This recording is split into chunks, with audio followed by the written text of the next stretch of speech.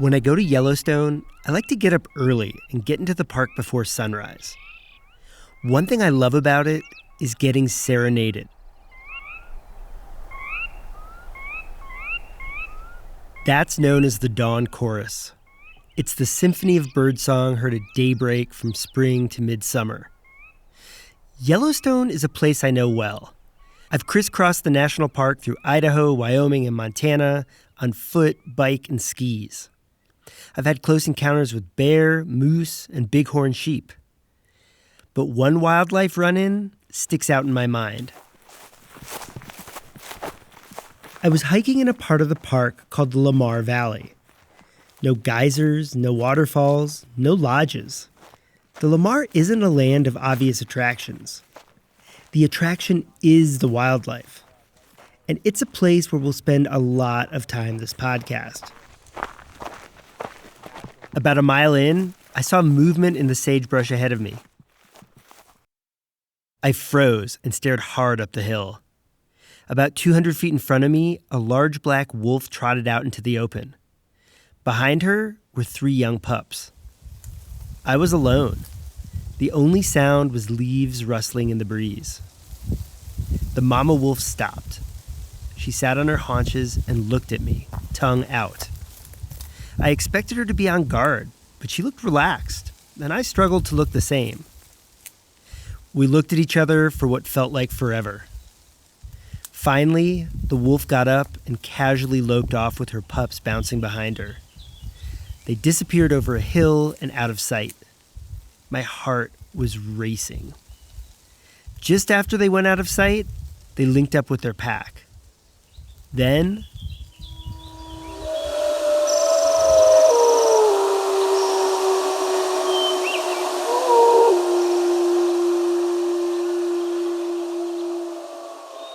I sat there utterly alone, immersed in the eerie, melancholy tones. The encounter, which I thankfully remembered to record, illustrated what wolves bring to the landscape: a sense of untamed nature, where you can truly be a visitor in the domain of the wild. But a familiarity, too. A social animal with family bonds that looks similar to a lot of people's pets. They're part of the reason even New Yorkers who will never visit Yellowstone have a romantic vision of the West. What happened next underscored how fragile our coexistence with wolves is. A little farther down the trail, I ran into an odd sight in Yellowstone. A man and a woman with paintball guns. Their wildlife conservation group had been contracted by Yellowstone.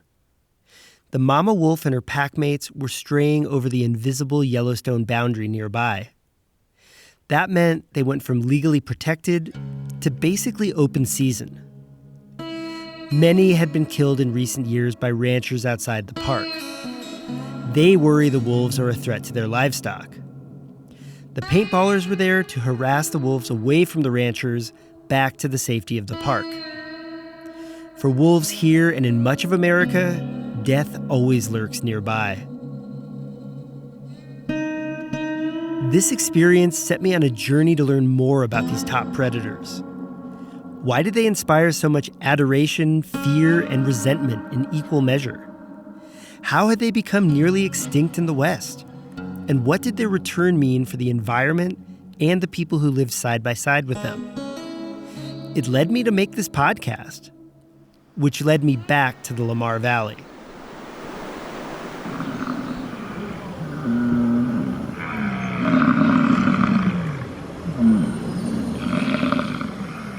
It's where the last wild bison were saved from extinction in the early 1900s. These days, massive herds crisscross it.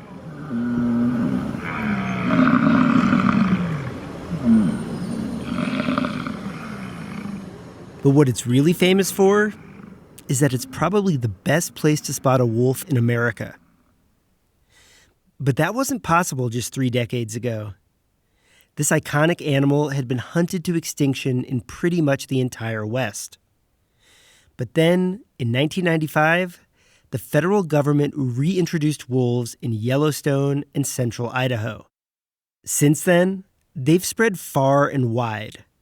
In fact, farther and wider than anyone ever anticipated. This year is the 30th anniversary of wolves' return to the West. For this podcast, we're hiking deep into the Yellowstone and Idaho backcountry. So we're looking for the trail again. It's been disappearing on us at this juncture here. On the trail of the elusive predator. This looks potentially like could be wolf shit. Oh, wow. There's a wolf track right here. To meet the people who put the wolves back in the West. Wolves definitely have changed this landscape. And talk with the ranchers and hunters who want most of them gone. I think that misuse of the Endangered Species Act is economic and domestic terrorism. And we'll sit down with indigenous Americans whose relationship with the wolf goes back millennia before America existed. The Creator told us that it's our job to honor them, take care of them, and to always nurture them. And we're failing. And that was the sadness that I've heard in the voices of my elders. I'm Heath Drusen, and this is Howl, the story of nature's greatest comeback, what it's meant for the West, and how it could all be undone.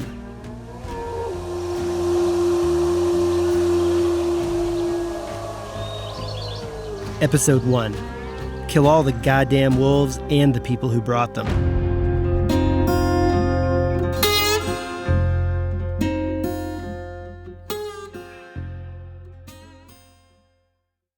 Hey, Howl listeners, it's me, Heath.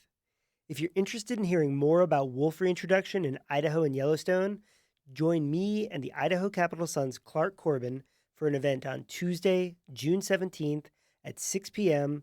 at the Boise State Special Events Center. We'll have a panel of key figures who played roles in bringing wolves back to the West. You'll recognize their names from the podcast. That's Tuesday, June 17th at 6 p.m. at the Boise State Special Events Center in Boise. The event is free and open to the public. Register online at boisestatepublicradio.org. Before we get deeper into the season, I want to introduce myself and my reporting partner. I'm an Idaho-based journalist and podcaster. I report a lot on extremism and the environment. As you'll hear this season, wolves are an environmental issue that brings out some extreme feelings. So kind of my journalistic sweet spot here. I'm reporting this podcast with Clark Corbin, who you'll hear from time to time in this series. Hey there, Clark here. Yeah, I'm a politics reporter with the Idaho Capital Sun, and I also live in Idaho. I partnered with Clark on this because he's one of the few reporters I know game enough to follow me into the places where people are visitors and wolves are at home. Places that are hard to get to and often require sturdy shoes, a backpack, and a tent. You could say that we're adventure buddies, or as some of our friends would attest, misadventure buddies. All right, that's enough about us. You came to hear about wolves. On New Year's Day, 1995, there were virtually no wild wolves in the western U.S. The wolf. For centuries it has been feared like no other animal. An able, efficient predator, it has been branded a killer, a threat even to man. Wolves were also in conflict with the changing western U.S. in the 19th century. The modern world was steaming in. Settlers were arriving by the trainload. Livestock were pouring in. Ranching was big business. And livestock and wolves don't always mix. So along with cows and sheep, the settlers also brought anti-wolf attitudes that went back to the old country. The big bad wolf must go. Shooting and trapping took their toll, but poison was the biggest killer. This happened equally on ranch land and in national parks. Cowboys and Yellowstone Rangers alike went about ridding their areas of wolves. There's a photo from 1926 from the Lamar Valley, that wild corner of Yellowstone where we spent a lot of time for this podcast. It's two wolves caught in a trap near a small extinct geyser called Soda Butte. These were the last wolves killed in the park. The howls went silent after that. By the 1940s, wolves had been pretty much eradicated from the entire western U.S. Most scientists now think that extermination campaign represents the bad old days. The days before we understood the value of nature, before we understood the importance of predators in keeping the ecosystem in balance. For a lot of ranchers in wolf country, though, those were the good old days. Wolves were gone, and good riddance. Their forefathers did what they had to in order to tame the land. And their victory should be preserved. And it was preserved for decades. But in the early 1990s, the ranchers were overruled. The howl of the wolf has been absent in this, the world's first national park, for nearly 70 years. On January 12, 1995, it was heard again as a horse trailer carrying Canadian wolves passed through the gate into Yellowstone's northwest entrance. President Bill Clinton gave the green light to a plan to bring wolves back to the American West. It was the culmination of a more than 20-year effort. It began in 1973, when wolves were listed as an endangered species. Clinton and his Interior Secretary Bruce Babbitt okayed the return because the absence of wolves had left the environment out of whack. Populations of the animals wolves ate, like elk and deer, had ballooned, and they were overgrazing the land. But to bring back wolves to Yellowstone and Idaho, the U.S. government had to find them somewhere. Remember, for all intents and purposes, there weren't any left in the Rocky Mountains. And so the modern American wolf story actually starts in Canada. The government of Canada agreed to let the U.S. Fish and Wildlife Service capture a few dozen animals to bring back to America. That's the sound of a helicopter from a home movie of the effort to capture wolves for reintroduction to the U.S. There are guys in puffy red Sub-Zero flight suits and fur caps, chunky boots and flannel galore. In one shot, the camera looks out of a chopper and a black wolf bounds through the snow, flushed by the rotor noise. It's all happening in northern British Columbia and Alberta in the dead of winter. The landscape is frozen. Rolling white terrain interspersed with pine forest as far as the eye can see. And it is cold. Yeah, I mean, the first night in town was 52 below zero, and all our trucks froze up right where we parked them, and nobody, I mean, you couldn't even get a click out of the starter in the morning. That's Carter Niemeyer. We're going to spend some time with him because he was key to wolf reintroduction. And he is legendary here in the Mountain West. Back in 1994, he was working for the U.S. Fish and Wildlife Service, leading the project to capture the Canadian wolves.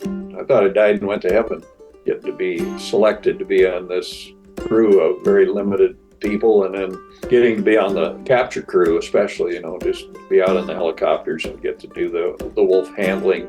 He's 6'6" with a powerful build, even in his 70s, and favors flannel and jeans. He's got a mustache, a twinkle in his eye, and a big silver belt buckle he won at a shotgun competition in 1990. Best-selling author Nicholas Evans even based one of his characters on Carter. Carter is a trapper and tracker. Growing up in Iowa, he started trapping pocket gophers as a young boy. Farmers paid him 50 cents a corpse to keep their fields free of gopher holes. So yeah, that's my first love is trapping, always has been. And he kept trapping when he got older, becoming an expert at catching just about every wild animal that roams North America. He even developed his own foul-smelling, extremely effective bait mixes. Proprietary blends that can include ground-up beaver and a bobcat's anal gland. Carter spent decades as U.S. Fish and Wildlife Service's go-to guy when problem animals needed to be trapped. His job also left him with some of the wildest stories I've ever heard. The best one to tell, I guess, is about my porcupine, pucker pea pine, that I delivered cesarean from its dying mother. Honestly, his tales are so out there, I'd normally think he was full of it. Except nearly everyone we spoke to for this podcast knows Carter and vouches for his hijinks. But his primary job was killing. And after a while, the number of dead animals caught up to even Carter. And I became really good at what I did. And I almost felt that it was unfair I think there was always, when you were trapping, killing fox and coyotes, got to show people I'm good, but I got to possess it. And you end up killing it and pelting it and hang them all up for a picture. And it's your ego. You're feeding your ego and really wanting people to know, hey, look at me. He says his mindset started to change when his job became trapping endangered grizzly bears and wolves to move or radio collar them. Now, his job was to keep his trapped animals alive. Today, he's one of the fiercest advocates for predators, especially wolves. You couldn't pay me $100,000 to kill a wolf. I just enjoy watching them. This change in attitude was underway when he arrived in Canada 30 years ago, as part of the team to capture wolves destined for reintroduction in the Northern Rockies. Here's what the plan was. The U.S. had an agreement with our neighbors to the north to capture several dozen wolves. The U.S. Fish and Wildlife Service had contracted with Canadian trappers to catch the animals alive. There was one big problem when Carter arrived. The Canadians hired to help catch the wolves to repopulate the Rockies were killing the animals instead. The guys were killing them, skinning them, and putting them on stretching boards. And then I got up there and met them, and we had a confrontation. They told me to take my truck and get the hell out of town. That doesn't sound like a good start. It turns out the Canadians thought they were getting stiffed on their contracts because no one from the U.S. government had come out to collect the wolves. Carter had some trust building to do, so he leaned on his strengths. I said, I ain't leaving. I'm up here to do this job, and the next thing you know, we're in a wolf skinning contest in a trapper's living room. This was a competition to see who could skin a wolf the fastest. There might have been some drinking involved. Anyway, Carter won the skinning contest, and by doing so, he won over the Canadians. After that, Carter and his team prepared to fit several so-called Judas wolves with radio transmitters. They were so named because these wolves would unknowingly betray their packs by leading the reintroduction team to them. And that would give the team the opportunity to capture enough animals to start repopulating the western U.S. With that, the helicopter rotor blades started up and the team prepared for their mission. But after all of that drama, Carter almost had to abandon his project before it began. I froze my toe one of the first days out. It was black from severe frostbite. Remember, it was getting down to 50 below zero. The team doctor took one look at Carter's toe and ordered him off the project. Said he could lose the toe if he continued. And so, Carter did the only thing he thought reasonable. He ignored medical advice, got new boots, and continued on. Why'd you keep going? Because I was up there. I mean, that was what I went up to do, and I did not intend to quit or leave the project till it was done. He carried on with his blackened toe tucked safely into a new pair of big, puffy moon boots.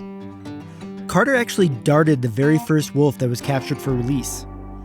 He named it Carter's Hope. But shooting wolves with tranquilizer darts wasn't his main job. I was mostly mugging. The mugger is the guy who you dump out in snow 20 feet deep, and you roll and crawl and drag yourself through this ungodly deep snow. Sometimes we're just the little tops of the pine trees were sticking out, because the wolves get darted in there and you can't land. He was literally dragging the tranquilized wolves through the snow with no snowshoes or even sled to pull them. He and his teammates would bring the wolves back to the warehouse by the helipad, check their vitals and general health, then put them in a pen. Then they'd do it all over again. In all, they'd capture 66 wolves between late 1994 and early 1996. Then, the wolves were brought to the release areas in Wyoming and Idaho. When a plane carrying the wolves landed at a nearby airport in Montana, members of the Nez Perce tribe welcomed the wolves back with a special prayer ceremony. It was led by the late Horace Axtell, a Nez Perce spiritual leader. I'm going to pray for these four brothers or sisters, whatever they are, and welcome them back to the land that they like own along with the rest of us. Thank you. It's hard to hear, but he's saying they're welcoming the wolves back to the land as brothers and sisters. The tribe will go on to play a crucial, little-known role in wolf recovery that we'll learn more about in the next episode. But the Nez Perce greeting, that was not the greeting the wolves would have at their next stop, Idaho. And reintroduction team members would have to weigh risking their lives for the project. More after the break.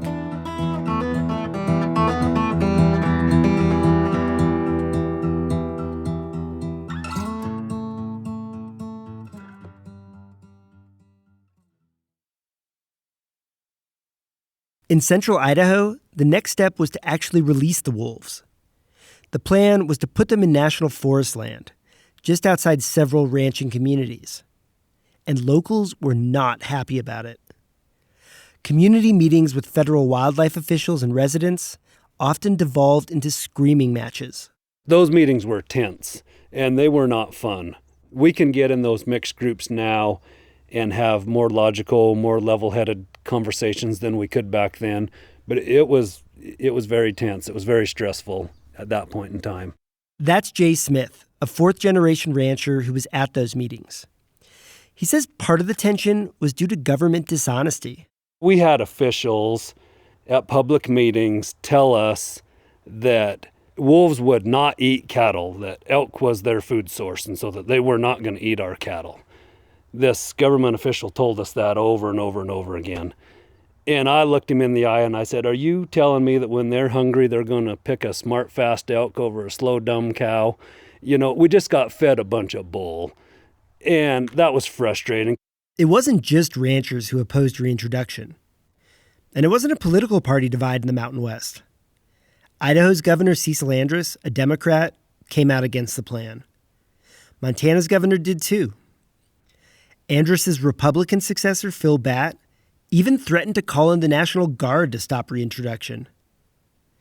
Idaho State Representative Joanne Wood went on TV saying the federal government was breaking the law. We think they've done it illegally. And we think that they've gone outside of their jurisdiction to go ahead and put those wolves in here without an agreement of the state to do it. Not everyone was so measured. No compromise, no consensus, and no Canadian gray wolves in Idaho. There was a hardcore wing of the anti-wolf movement.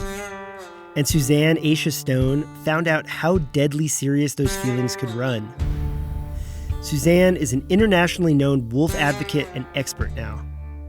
Back in 1994, though, she was an intern with the U.S. Fish and Wildlife Service. Suzanne was out with researchers in central Idaho shortly before wolves were scheduled to be reintroduced.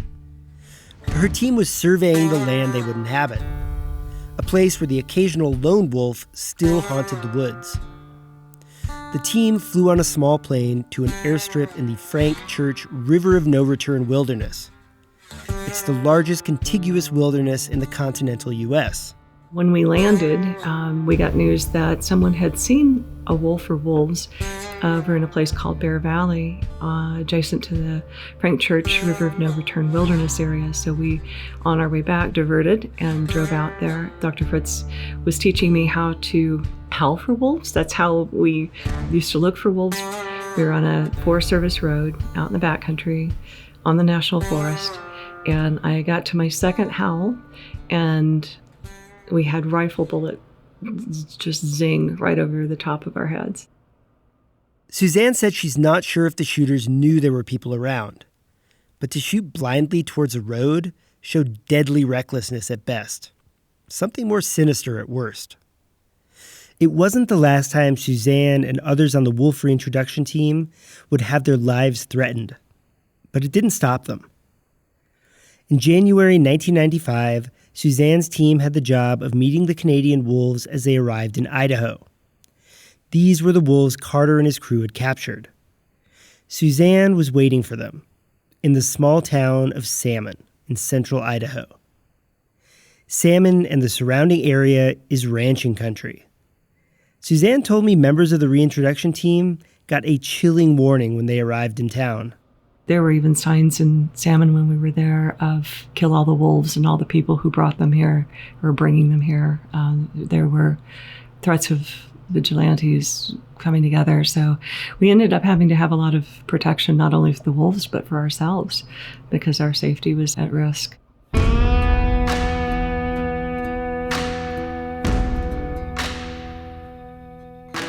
After those threats, armed federal agents were assigned to guard Suzanne and her team.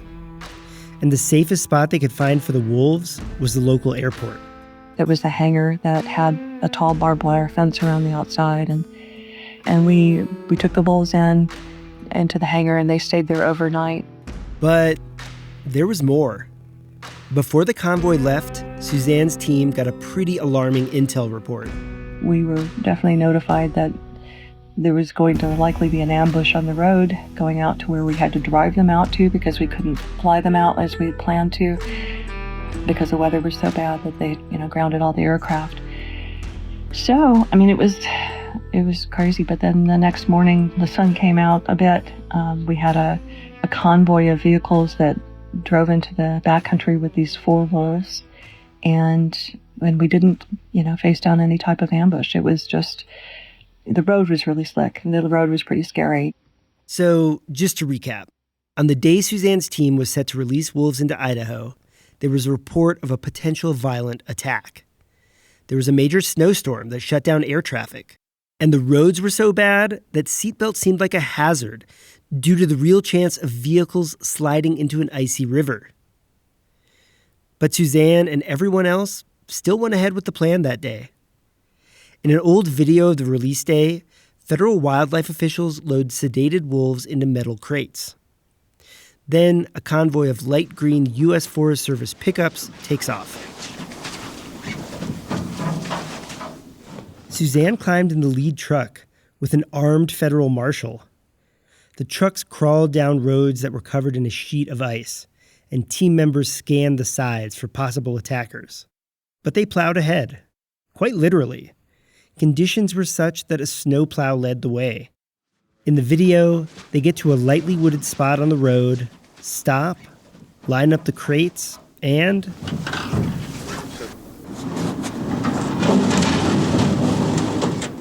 the wolves bounded into maybe the most awesomely named stretch of national forest, the Frank Church River of No Return Wilderness. Right around the same time, they were also released into pens in the Lamar Valley, the remote corner of Yellowstone National Park where my own wolf journey began. Federal officials hoped the wolves might find enough elk and deer to survive and avoid deadly conflicts with ranchers and poachers. With a little luck, they thought wolves might eke out a population of a few hundred, eventually. Just about everyone underestimated the animals and their potential impact. Just about everyone except the people whose ancestors had spent millennia with wolves. Well, the wolf, he teaches us certain things. He has a little family group that the wolf sustains. Sometimes they kick out outsiders or someone trying to come in and join their group. So there's a leadership organization within the wolf pack, a dominant female, a dominant male. But plenty of people also underestimated the Nez Perce tribe when they stepped in to play a crucial, little-known role in wolf recovery. I'd hear all the chatter about, well, can the tribe do this? How can they do that? They, had all these questions, and sometimes it was racist. It wasn't just the fact that they were asking an honest question, but it had to be like, okay, these Indians, this or that. Okay. That's next time on Howl.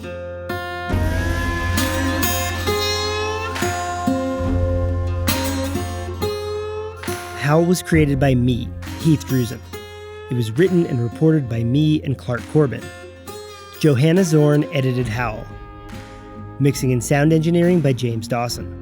Make sure to check out the companion written series at idahocapitalsun.com. That's capital with an A. It's different than the podcast and well worth checking out. Music from Artlist.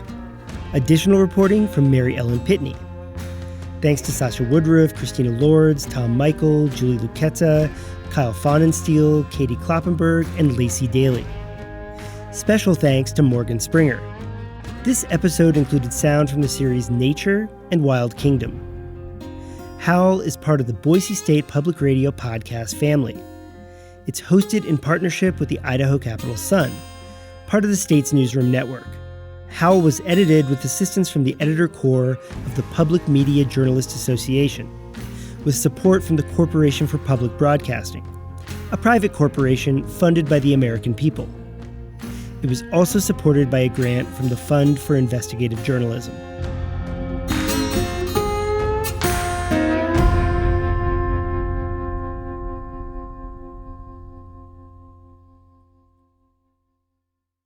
Planet Money helps you understand the economy. We find the people at the center of the story. Garbage in New York, that was like a controlled substance. We show you how money influences everything. Tell me what you like by telling me how you spend your money. And we dig until we get answers. I had a bad feeling you were going to bring that up. Planet Money finds out. All you have to do is listen. The Planet Money Podcast from NPR.